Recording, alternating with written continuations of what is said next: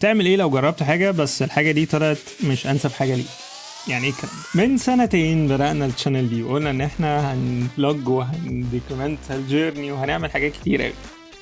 ده كان الاهداف along the journey فعلا، بس كان في هدف كبير او اهداف كبيره بنحاول نوصل لها، وكان في مايلستونز كده عايزين نعدي بيها. الاهداف الكبيره ثابته زي ما هي، ولكن الاهداف الصغيره دي هي اللي ممكن نغير فيها شويه علشان في الاخر نفضل محافظين على الاهداف الكبيره. يعني fixed goals flexible plans، اهداف ثابته ولكن الخطط عشان نوصل الاهداف دي ممكن نغيرها شويه. خلال سنه الامتياز كان هدفي ان احنا نعدي على كل التخصصات ونعرف كل تخصص من تخصصات طب شكله عامل ازاي بقى في الحياه العمليه، والحمد لله حققنا الهدف ده وقدرنا نختار تخصص. ودلوقتي انا جراح عظام، دكتور عظم يعني. بعد كده في سنه التكليف اللي هي كانت السنه اللي بعدها، بس خلينا احنا دلوقتي جراحة عظم، تعال نرجع شويه كمان. سنه التكليف كان الهدف بتاعي فيها ايه؟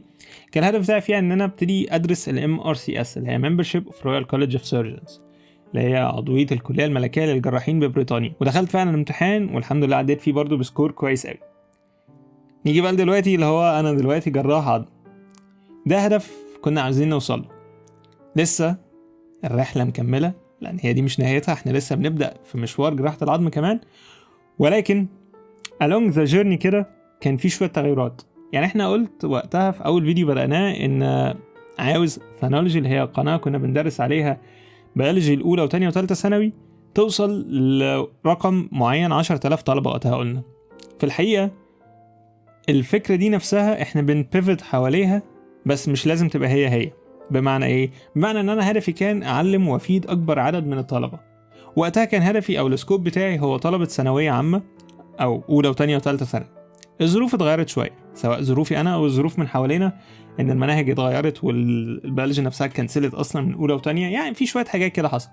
طب الهدف نفسه لسه موجود، الهدف نفسه ان احنا نعلم ونفيد اكبر عدد من الطلبه لسه موجود. علشان كده كمان في خلال سنه التكليف اشتغلت كمعيد اناتومي في كليه علاج طبيعي جامعه MSA، جامعه من اكبر الجامعات في مصر. الهدف لسه موجود ان احنا عايزين نعلم ونفيد اكبر عدد من الطلبه، وفعليا الحمد لله نشكر ربنا يعني ان خلال السنه دي الفيدباك اللي جالي كان حلو جدا جدا جدا، وان الهدف اللي احنا حاطينه قدرنا نوصل. وعلشان كده كمان عاوزين ناخد بقى الموضوع ده ستيب فيرذر، وهنبدا حاجه اسمها اناتومي اكاديمي. دي تعتبر السكسسور او اللي جاي بعد ثانولوجي. كنا بنعلم بيولوجي الاولى وثانيه وثالثه ثانوي، دلوقتي اناتومي اكاديمي الهدف بتاعها ان احنا ندرس اناتومي لطلاب علاج طبيعي، او هنبدا بكليه علاج طبيعي لان هي دي اللي اشتغلنا فيها وشوفنا الطلبه وتعاملنا معاهم. الاكاديمي دي هتبقى مختلفه جدا، وفي الفيديو اللي جاي هنتكلم فيها عن تفاصيل اكتر عن ايه هي الاكاديمي دي، وايه البريفليج او ايه الايدج او ايه الانفير ادفانتج اللي معانا مقارنه باي حاجه تاني. ولكن ده مش بيتعارض مع الاهداف بتاعتنا اللي احنا قلناها في الاول خالص.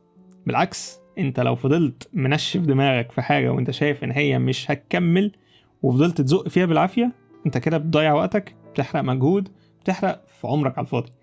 خليك دايما كده فليكسبل، بس خلي اهدافك ثابته، مش لما تلاقي الدنيا بقت صعبه تهرب. بالعكس، الدنيا بقت صعبه والدنيا في ظروف بتتغير من حواليك، مش هنقدر نتحكم في الظروف ولكن بنقدر نتحكم في ردة فعلنا احنا. فخلي ردة فعلك تناسب او تخليك تعرف تأدابت مع الوضع من حواليك. ده اللي احنا عملناه في الاناتومي اكاديمي والثانولوجي، والفكره بتاعتنا دي ما استسلمناش في الثانولوجي، ولكن الهدف نفسه موجود، هنكمل عليه بس بطريقه مختلفه.